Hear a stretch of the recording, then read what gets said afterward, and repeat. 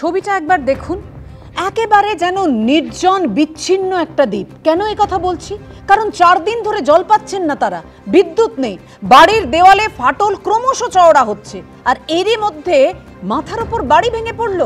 এভাবেই আতঙ্কের প্রহর গুনছেন হাওড়ার বেলগাছিয়ার বাসিন্দারা। দেখুন, सारा चीज मेरा घर द्वार सब सामान আছে কেউ কি আটকে রয়েছে?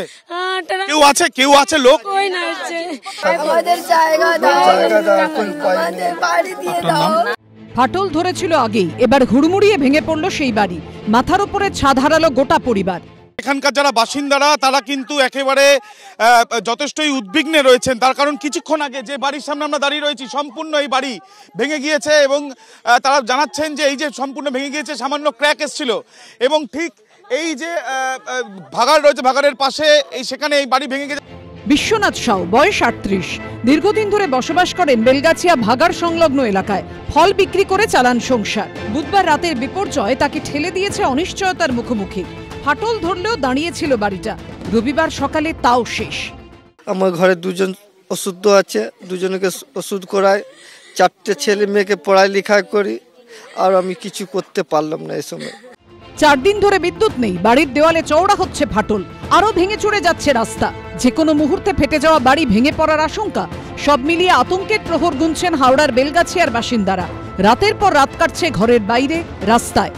রোজ কামাই, রোজ খাই, আমরা তো কেউ সারা নেই। রোজ কামাবো, রোজ খাবো, লোন তুলে ঘর বানিয়েছিলাম, সেটা পড়ে গেল। বাচ্চাকে নিয়ে রাস্তা আমাদের দিনভর পেতে ঘুমোচ্ছি, খোঁজ খবর আমাদের নেই, সাহায্য নেই। যদিও তৃণমূলের দাবি এলাকার বাসিন্দাদের জন্য থাকা ও খাওয়ার ব্যবস্থা করা হয়েছে। প্রশাসনও করছে আর দলের তরফ থেকেও এদের খাওয়া দাওয়া, জল, এইগুলো ব্যবস্থা যত পারছি আমরা করছি। এখান থেকে শিফট করে তাদের সেফ হাউসে রাখার প্ল্যানিং চলছে এবং মানুষের কিছু না হয় সেই জন্যই আমরা তৎপর আছি এবং অনেক তাড়াতাড়ি এটা ঠিক হয়ে যাবে। কিন্তু কোনো ব্যবস্থাই পর্যাপ্ত নয়। এই অভিযোগে অনেকেই বাড়ি ছেড়ে রওনা দিচ্ছেন নতুন ঠিকানায়। বেলগাছিয়ার বাসিন্দা বছর 30-এর রাজ, টুকটাক কাজ করে সংসার চালান। এক ঝটকায় ওলটপালট হয়ে গেছে সবকিছু। বাড়ি ছেড়ে পা দিচ্ছেন অনিশ্চয়তার দিকে। আমরা কোথায় যাব এটা ভাবছি, কিছুদিন পড়লে এটা পড়লে তো আমরা মরে যাব, তো যাব কোথায়? ভাড়া নিয়ে থাকতে হবে। আমরা এরকমই খাওয়ার বিনা মরছি, কাজ পাচ্ছি না, এইসব বাড়ির হালাত, কোথায় যাব। এরই মধ্যে রবিবার ভোরে শেষ হয়েছে বেলগাছিয়া মোড়ের পাইপ মেরামতির কাজ। এর ফলে সরাসরি পদ্মপুকুর জল প্রকল্প থেকে জল উত্তর হাওড়ার যে আন্ডারগ্রাউন্ড যে রিজার্ভার আছে সেখানে পাঠানো সম্ভব হবে এবং সেখান থেকে পাম্পের সাহায্য উত্তর হাওড়ার সর্বত্র যে 14টা ওয়ার্ড আছে সেখানে জল পাঠানো সম্ভব বলে জানিয়েছে পুরসভা কর্তৃপক্ষ। পাইপলাইন জোড়ার পর বের করা হচ্ছে ভেতরের নোংরা জল। আমরা প্রায় 350 কোটি টাকা ব্যয় 2021-এ স্টার্ট হয়েছে, 2025-এ একদম গোলাবাড়ি থানার সামনে জলটা উঠছে এবং সালকিয়া ইউজারে জলটা জমা হবে। এই ফোর্স যত বাড়বে এই নোংরা জল কিন্তু পরিষ্কার বেরিয়ে যাচ্ছে। উত্তর হাওড়ার 14টি ওয়ার্ড এদিনও ছিল নির্জলা। বালি পুরসভার 3টি ওয়ার্ডেও তীব্র জলসংকট। অন্য পুরসভা থেকে জলের ট্যাঙ্কার এনে পানীয় জল সরবরাহের ব্যবস্থা করা হলেও বাসিন্দাদের অভিযোগ তা পর্যাপ্ত নয়। প্রতিবাদে এদিন এলাকায় বিক্ষোভে ফেটে পড়েন এলাকার মহিলারা। বুধবার রাতে হাওড়া পুরসভার 8 নম্বর ওয়ার্ডের বেলগাছিয়া ভাগাড়ের কাছে ভূগর্ভস্থ পাইপলাইনে বড়সড় ফাটল দেখা যায়। এরপরই পদ্মপুকুর জল প্রকল্পের রিজার্ভার থেকে জল সরবরাহ বন্ধ রাখা হয়। তীব্র জলসংকট দেখা দেয় বিস্তীর্ণ এলাকায়। বিকল্প পাইপলাইন বসাতে গিয়ে নামে ধস, নেমে আসে অন্য বিপর্যয়। ধসের জেরে ফাটল ধরে 80-90টি বাড়িতে। এদিন এলাকা পরিদর্শনে যান বিশেষজ্ঞরা। সুনীত হালদার ও আবির দত্তর রিপোর্ট, এবিপি আনন্দ। জল নেই, বিদ্যুৎ নেই, খাবার নেই, মাথার উপর ছাদ নেই, আর কি বাকি রইল? নিশ্চয় একেবারে বিচ্ছিন্ন একটা দ্বীপ। কেন বলছিলাম? কারণ এ তো কোনো পঞ্চায়েত এলাকার নয়, পুরসভার মধ্যে। আমি এখানেই অভ্রর কাছে আসব। অভ্র, 2015 সালে বাড়ি পুরসভাকে হাওড়া পুরসভার সঙ্গে জুড়ে দেওয়া হলো। 2018-র 10ই ডিসেম্বর হাওড়া পুরসভায় তৃণমূল পরিচালিত বোর্ডের মেয়াদ শেষ হলো। তারপর হাওড়া থেকে বাড়ি পুরসভাকে আলাদা করতে 2021-এর 12ই নভেম্বর পুরসভা সংশোধনী বিল পাশ হলো বিধানসভায়। কিন্তু বিলে তৎকালীন রাজ্যপাল জগদীপ ধনকরের সম্মতি না মেলায় ভোট প্রক্রিয়া থমকে রইল প্রশাসক মণ্ডলীর হাতে। এই মুহূর্তে পুরসভা পরিচালনের ভার তারা দায় নেবেন না। এই মানুষগুলো কি দোষ করেছেন, তাদের কেন এই অশান্তির মধ্যে পড়তে হলো? একদম তথ্য তুলে ধরছি। এই বছর এই ফাইন্যান্সিয়াল ইয়ারে আমাদের রাজ্যের ডিজাস্টার ম্যানেজমেন্ট এবং সিভিল ডিফেন্সের বাজেট কত শুনবেন? ৩,২৭৮ কোটি। গত বছর বাজেট কত শুনবেন? ২,২৬৩ কোটি। এবার রক্ষণাবেক্ষণের কতটা অভাব দেখুন, ওখানে লাইন নাকি বাস্ট করলো, পাইপলাইন বাস্ট করলো, তার মানে রক্ষণাবেক্ষণ হচ্ছিল না। তারপর 4 দিন কেটে গেল, আপনারাই বলছেন খাওয়ার জল পর্যন্ত নেই, খাওয়ার পর্যন্ত নেই। কোথায় এই যে ডিজাস্টার ম্যানেজমেন্টের হাজার হাজার কোটি টাকা, সেগুলো কোথায় যায়? সেগুলোও চুরি হয়ে গেছে। তৃণমূল কি সেগুলোও চুরি করবে? খাওয়ার জলটা পর্যন্ত পৌঁছে দিতে পারছে না। আর খালি এই নয়, সেন্টারের থেকে ইউনিয়ন হোম মিনিস্ট্রি থেকে অ্যাপ্রুভ হয়ে 1115 কোটি টাকা ডিজাস্টার ম্যানেজমেন্টের জন্য আমাদের রাজ্য পেয়েছে একদম সাম্প্রতিককালে। এই টাকাগুলো কিসে খরচা হয়? আমার ক্যাটাগরিক্যাল প্রশ্ন। আজকে যদি সাধারণ মানুষের এই দুর্দশা হয়, তাহলে এই দায় ওই লন্ডনে যিনি বেড়াতে গেছেন ওই মুখ্যমন্ত্রীর নয় কি? তিনি যে টাস্ক ফোর্স করে গেছেন, তারা কি আঙ্গুল চুষতে বসে? এটা আর কতদিন চলতে পারে? এই ধরনের পরিস্থিতি দিনের পর দিন আমাদের রাজ্যে জায়গায় জায়গায় ঘটেছে। মানুষ নির্বিকার থেকেছে, কিন্তু মানুষের জাগ্রত হওয়ার সময় এসছে, নয়তো কিন্তু এই ঘটনা বারবার ঘটবে আর পশ্চিমবঙ্গ পুরো রাজ্যটা কিন্তু রসাতলে যাবে। মণিশঙ্কর দা, হাওড়া ব্রিজটা যদি কালকে ভেঙে পড়ে যায়,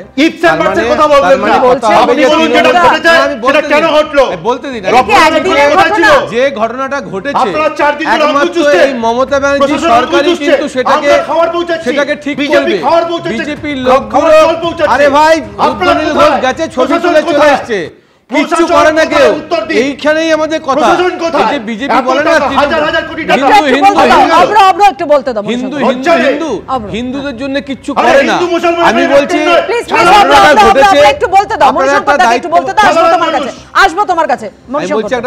আপনাদের মতো চ্যানেল, একটা দায়িত্ববান চ্যানেল, বিভিন্ন চ্যানেল দেখাচ্ছে, দেখে মানুষ আরো বেশি করে দেখছে, কিন্তু এটা সবাই বুঝতে পারছে। দেখায় না, আমি বলছি দোষ বলছি না, আমি দেখে মানুষ দেখছে সত্যি সত্যি ঘটনাটা হয়েছে। কিন্তু আমি বলছি আপনি বলুন এভাবে তৈরি হলো কেন? বলছি আজকে ঘটনাটা ঘটবে আর আজকের বিকেলের মধ্যে সমস্ত কিছু হয়ে যাবে, এটা এক্সপেক্ট করবেন না, এক্সপেক্ট করবেন না। আমি বলছি যে যখন ঘটনাটা ঘটেছে, বিদ্যুৎটা কিভাবে নিয়ে আসতে হবে, যাদের ইঞ্জিনিয়াররা আছে তারা দেখবেন। এবং আমি বলছি তৃণমূল কংগ্রেস সরকার, মমতা ব্যানার্জি সরকারই কিন্তু রিহ্যাবিলিটেশনের ব্যবস্থা করবে, বিজেপি করবে না। আরে ভাই দুদিন তো হয়েছে, দুদিন তো হয়েছে, তোমরা কোথায় করেছো? কুম্ভতে এত লোক মরে গেছে, ডেড বডি পাঠিয়ে দিয়েছো। আরে মণিশঙ্কর দা অদ্ভুত, অদ্ভুত মণিশঙ্কর দা অদ্ভুত, আপনি তুলনা করছেন কুম্ভের মৃতদেহের সঙ্গে। মানে আমার খারাপ লাগছে বলতে, প্রাণ চলে গেলে আপনি বলতেন দুদিন হয়ে গেছে, আপনি বলছেন মাত্র দুদিন। একদিন না জল ছাড়া থাকার কষ্টটা বুঝতে পারছেন? কোন জায়গায় হয়েছে, কিভাবে? আপনি তো এখান থেকে ছবি দেখে বলে দিচ্ছেন কিভাবে জলটা যাবে, কিভাবে বিদ্যুৎটা যাবে। মানুষের কথা বলবে, কিন্তু বিদ্যুৎটা কিভাবে যাবে সেটা ইঞ্জিনিয়ার বলবে, জলটা কিভাবে যাবে সেটা তো ইঞ্জিনিয়ার বলবে। ফলে ইঞ্জিনিয়ার মানুষ মানুষের কথা তো বলবে, পেটে ভাত নেই, খাবার পাচ্ছেন না, জল পাচ্ছেন না, সত্যি তো মানুষ মানুষের কথা বলবে। গভর্নমেন্টই করছে, বাকিগুলো সব ছবি তুলে যাবে, প্রশাসনই করবে। একটু ধৈর্য ধরো, সব পৌঁছাবে, সব পৌঁছাচ্ছে, মানুষগুলো পৌঁছাচ্ছে ওখানে। আসলে না, আমরা একটা ক্রাইসিসকে নিয়ে আলোচনা করবার সময় সেখানে কিন্তু রাজনীতি আনহেলদিভাবে চলে আসছে।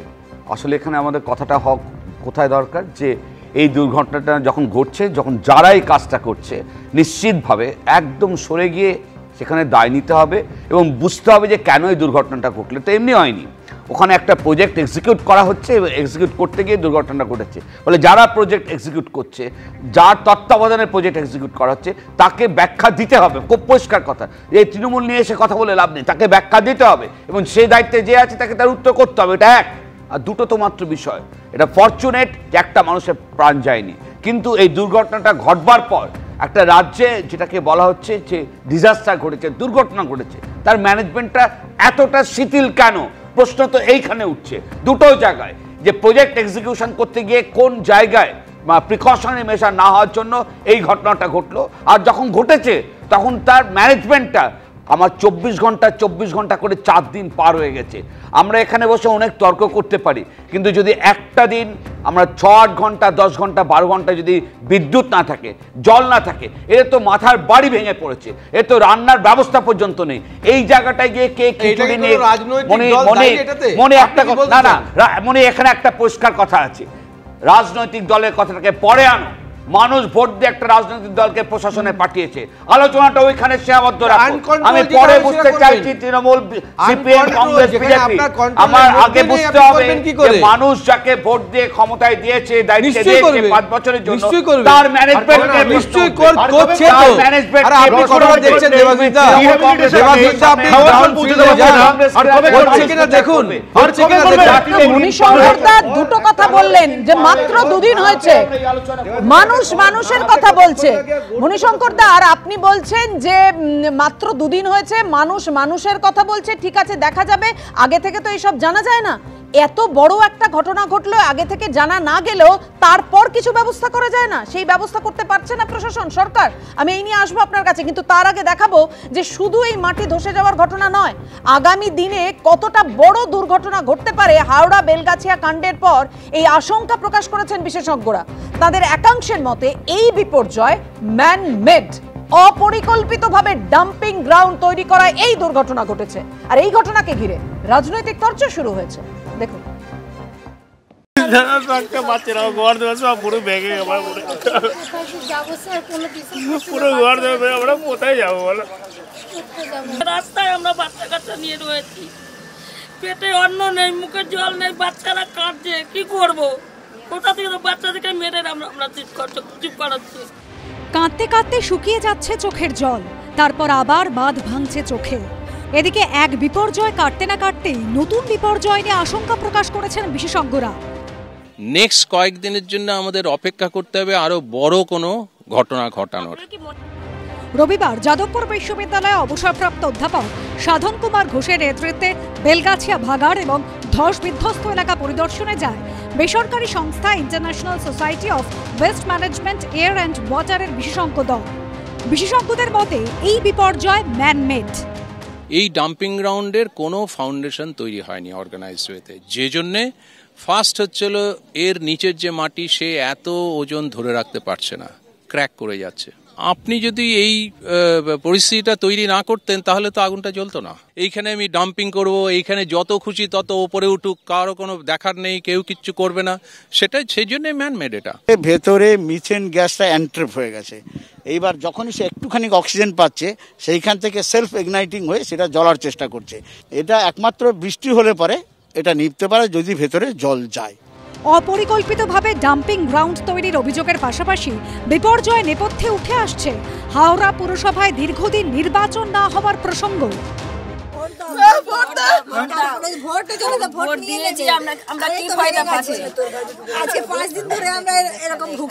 কেউ রাজ্যপালের দোষ দিচ্ছে, কেউ সরকারের দোষ দিচ্ছে, প্রশাসনে। তাই ভাবে যদি একটা কাউন্সিলর হতো তাহলে আজকে এই ঘটনাগুলো হতো না আমাদের এখানে।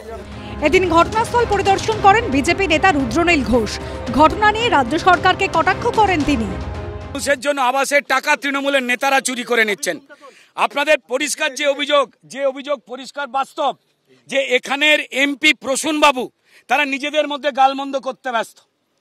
মনোজ তিওয়ারি যিনি এই শিবপুরের যে বিধানসভায় দাঁড়িয়ে কথা বলছে, এটা আমার জন্মভিটে এই বিধানসভাটা, এখানে তারা আসছেন না, খালি বলছেন হবে। ভোট না হওয়াটা তো নিশ্চিতভাবে মানুষের অধিকারের প্রশ্ন এবং সেটা একটা চিন্তার ব্যাপার। কিন্তু কারণটাও আমরা দেখেছি যে একটা প্রশাসনিক কারণ এবং আইনি যে জটিলতার জন্যে নানা কারণে ভোট করা সম্ভব হয়নি। অন্যদিকে এদিন ঘটনাস্থলে আসেন হাওড়া পুরসভার কমিশনার বন্দনা পোখরিওয়াল। ওই সময় পুলিশকে ঘিরে বিক্ষোভ দেখান স্থানীয় বাসিন্দারা। আবির দত্ত, সুমিত হালদার, অনির্বাণ বিশ্বাসের রিপোর্ট, এবিপি আনন্দ। অর্থাৎ বিশেষজ্ঞরা বলছেন পরিকল্পনা করে ডাম্পিং গ্রাউন্ড তৈরি করা হলে হয়তো এই সমস্যা এড়ানো যেত। আর সেই কারণে কাল থেকে শুরু হাওড়া বেলগাছিয়া ভাগাড়ের মাটি পরীক্ষা। আর জেলা শাসকের অফিসে বৈঠকের পর এমনই সিদ্ধান্ত নেওয়া হয়েছে। কথা বলবো, আমাদের সঙ্গে রয়েছেন আমাদের প্রতিনিধি সুনীত হালদার। সুনীত, বৈঠকে কারা ছিলেন, কি সিদ্ধান্ত নেওয়া হলো? দেখো পাপিয়া, কিছুক্ষণ আগে এই যে জেলা শাসকের অফিস, সেখানে একটা উচ্চ পর্যায়ের বৈঠক হয়। সেখানে বেলগাছিয়ার যে সার্বিক পরিস্থিতি সেটা নিয়ে আলোচনা হয়। সেখানে উপস্থিত ছিলেন যাদবপুর বিশ্ববিদ্যালয়ের 4 জন বিশেষজ্ঞ, এছাড়াও হাওড়া পুরসভা কেএমডি এর পদস্থ ইঞ্জিনিয়াররা এবং এখানকার যারা বিধায়ক শিবপুর বিধানসভা কেন্দ্রের মনোজ তিওয়ারি রাজ্যের মন্ত্রী, তিনিও উপস্থিত ছিলেন। সেখানে সিদ্ধান্ত নেওয়া হয়েছে আগামী কাল থেকে এই বেলগেছিয়া ভাগাড়ের সয়েল টেস্টিং অর্থাৎ জমির পরীক্ষা করা হবে। তার কারণ হচ্ছে এবং এর পাশাপাশি কি কারণে এত বড় একটা বিপর্যয় সেটা খতিয়ে দেখা হবে। প্রাথমিকভাবে আজকে যে আলোচনা হয়েছে তাতে স্পষ্ট 3টে জিনিস উঠে এসেছে যে ওইখানে 3টে বড় বড় জঞ্জালের পাহাড় তৈরি হয়েছিল, যেটার দৈর্ঘ্য উচ্চতা ছিল প্রায় 50 মিটারের বেশি, এবং ওইখানে 50 বায়োমাইনিং এর কারণে একটা পাহাড়ের যে সেটাকে সরিয়ে দেওয়া হয়, অন্য দুটো পাহাড় থেকে যায়। সেখানে যে মাটির যে চাপ, সেই চাপ কিন্তু সহ্য করা যায়নি এবং সেই চাপ থেকেই কিন্তু একেবারে এখন যেটা করা হচ্ছে, কাল থেকে শুরু হবে হাওড়া বেলগাছিয়া ভাগাড়ের মাটি পরীক্ষার কাজ, আগে কেন হলো না? তাহলে তো এই বিপর্যয়ের মধ্যে, এই দুর্ভোগের মধ্যে পড়তে হতো না হাওড়ার বেলগাছিয়ার বাসিন্দাদের, যার নাম নেই, পরিচয় নেই, তার আবার ঠিকানা। সৌম্যদা খুব কি ভুল কিছু বলেছেন বেলগাছিয়ার এই মানুষটি? তিনি বলছেন এটা তো প্রশাসনিক অবহেলা, কেউ রাজ্যপালের দোষ দিচ্ছে, কেউ সরকারের দোষ দিচ্ছে। স্থায়ীভাবে যদি একজন কাউন্সিলর থাকতো তাহলে সত্যি আমাদের এই দুর্দশার মুখে পড়তে হতো না। একেবারেই প্রথম পয়েন্টটা হচ্ছে যে এই নির্বাচন না হওয়া যে কি ফলাফল করতে পারে মানুষের এবং গণতান্ত্রিক ব্যবস্থার, সেটা এটার আরেকটা প্রমাণ। যে একই প্রমাণ পশ্চিমবঙ্গের বিভিন্ন কলেজ ইউনিভার্সিটিতে আমরা দেখতে পাচ্ছি, যেখান থেকে রাজনীতির ভালো নেতাদের উঠে আসা উচিত, যারা মানুষের পাশে থাকবেন, তাদেরকে আমরা পাশে পাচ্ছি না। হাওড়ার এই অংশে এই ঘটনা আরেকবার প্রমাণ করলো বিষয়টি। দ্বিতীয় বিষয় হচ্ছে রাজনীতির তো অনেক রং বদল, নেতাদের রং বদল, পতাকার রং বদল, তার মধ্যে এই যে বেরঙিন ছবিগুলো, এগুলোই আজকাল অনেকে নাকি বলছেন, তৃণমূলের মুখপাত্র বললেন একটু আগে, যে এই রং নাকি কিছুই নাই, কোনো মানুষ তো মরেনি, খুব বিপদ তো কিছু হয়নি। এই জায়গাতেই খুব একবারও আমি বলিনি মানুষ মরেনি, বিপদ তো কিছু হয়নি। আমি বলছি এটা রাজনীতির জায়গা নয়, এটা এমন কিছু নয় যে কোনো পলিটিক্যাল পার্টির দ্বারা এটা করা হয়েছে, একটা ন্যাচারাল ক্যালামিটির মতো এটা হয়েছে, কিন্তু তারাই আবার দেখছে। এবং আপনি খোঁজ নিয়ে দেখুন, আমি সকালেও খোঁজ নিয়েছি, ওখানে জেনেছি যে সত্যি সত্যি কাজ শুরু করে দিয়েছে এবং তাদের থাকার ব্যবস্থা, খাওয়ার ব্যবস্থা অনেকটাই এগিয়েছে। ফলে আমি বলছি সব কিছুটাই সময়টাকে বলতে দিতে হবে, সময়টাকে বলতে দিতে হবে, না না না না সময়টাকে বলতে দিতে হবে। বেশ, আপনি বলেছেন সময়টা কেন আগে থেকে পরিকল্পনা নিলেন না আপনারা? যারা শাসক দল তাদের তো দায়িত্ব, এবং আগের থেকে যে ব্যবস্থা নেওয়া হয়নি, পরিকল্পনার অভাব পরিষ্কার দেখা যাচ্ছে। কিন্তু প্রশ্ন হচ্ছে যে রাজনীতির ছবিটা আমরা দেখি, তার বাইরে আসলে যে প্রতিটি মানুষের, বিপুল সংখ্যক মানুষের প্রতিদিনকার লড়াই, তাদের যে বাড়ি ভেঙে পড়া, এই মানুষগুলোর ব্যাপারে রাজনৈতিক নেতারা ততটা গুরুত্ব দেন না কেন? নিম্নবিত্ত মানুষদের উপর ততটা গুরুত্ব দেন না কেন? এই বিষয়টি কিন্তু বোঝার প্রয়োজন আছে। কারণ খুব সহজে নির্বাচনে এদের এক দলে করে তাদের ভোটটা নিয়ে নেওয়া যায়। এই মানুষগুলি যতক্ষণ না নিজেদের অস্তিত্ব বুঝতে পারছেন, সঠিক প্রতিবাদে সামিল হচ্ছেন, তখন তাদের মূল্য কমই থাকবে। গণতান্ত্রিক ব্যবস্থায় তারা সেই নেতাদেরই পাবেন যারা তাদের একেবারেই মূল্য দেবে না, তাদের জীবনটাকে একেবারে বেরঙিন রেখে দেবেন, তাদের ঘর ভেঙে পড়বে, মহল্লার পাশে তাদের থাকতে হবে। ফলে এই জায়গাটায় মানুষকে নিজেকেই বুঝতে হবে এই লড়াইয়ের জায়গাটা, তাদেরকে বুঝিয়ে দিতে হবে রাজনৈতিক নেতাদের। গত 4 দিন তারা যে অবস্থায় আছেন, কলকাতার একটা অভিজাত এলাকায় মানুষ সেই রকম থাকলে তখন রাজনৈতিক নেতারা কতবার ছুটে যেতেন আর তাদের কাছে কতবার ছুটে যাচ্ছেন। ভারতবর্ষে কিন্তু এখনো দুটি মানুষের ভোটের দাম এক বলেই আমরা জানি। রাজনৈতিক নেতারা তো তাদের অবজ্ঞা করবেনই, কারণ এই মুহূর্তে তাদের ভোট দরকার নেই, আর যখন দরকার হবে তাদের একদল করে ভোটের ব্যবস্থা ঠিক করে নেওয়া যাবে। ফলে এই দুঃখ কষ্ট, এই বেরঙিন বিষয় চলবেই, আর রাজনৈতিক দলের রং, পতাকা, রাজনৈতিক দলের নেতা, তাদের রং বদল অব্যাহত থেকে যাবে। একদম। মণিশঙ্কর দা, এত রং দিয়ে কি ঢাকতে পারছেন এই বেরঙিন ছবিটা? না, আমি বলছি সৌম্যদা তো খুব ভালো কথা বলে এবং ভালো কথা বললেন। আমি বলছি কোন জায়গায় কোনটা ইমপ্লিমেন্টেশনটা কত তাড়াতাড়ি হওয়া সম্ভব, এই জিনিসটা আপনাকে চিন্তা করতে হবে। মানে আমি সবাই দুধে ভাতে থাকুক এটা সবাই বলে, আমিও বলি, কিন্তু আমি বলছি না হয়ে গেল না, এইগুলো বলা হতো সেই হাওড়ার মানুষজন পুরো পরিষেবা থেকে বঞ্চিত হচ্ছে। তারা বলছেন যে আমরা প্রত্যেকবার নিয়ম করে ভোট দিই, তাও এই অবস্থা। একটা শহর হাওড়া কলকাতা দুটো মিলিয়েই তো বলা হয়, একসঙ্গে উচ্চারণ করা হয় হাওড়া কলকাতা। আমি বলছি যে ব্রিটিশ আমলের এত পুরনো একটা মানে ভেতরে যে আমাদের পাইপ থাকে, অনেক কিছু হতে পারে এখনো পর্যন্ত। আপনি এখন থেকে অ্যাসেস করুন তো আর কি কি হতে পারে, পারবেন করতে। আমি যদি আপনাকে বলি এইরকম বিপর্যয়টা আর কোথায় কোথায় হতে পারে, এটা ক্যালকুলেশন করতে পারবেন, আমি প্রিকশন নেওয়ার কথাটা আমি সরকারকে বলবো। তৃণমূল প্রতিনিধির বক্তব্য হচ্ছে কি হয়েছে, 4টে মাত্র তো দিন, খাওয়ার জলই তো নেই, অসুবিধাটা কোথায়, প্রান্ত যায়নি। এটা হচ্ছে তৃণমূলের ক্যাটাগরিক্যাল বক্তব্য। এই অমানুষ মার্কা দলটা থেকে আপনি আর কি এক্সপেক্ট করবেন? আর লোকাল কাউন্সিলর থাকলো কি না থাকলো কি যায় আসা বলুন তো?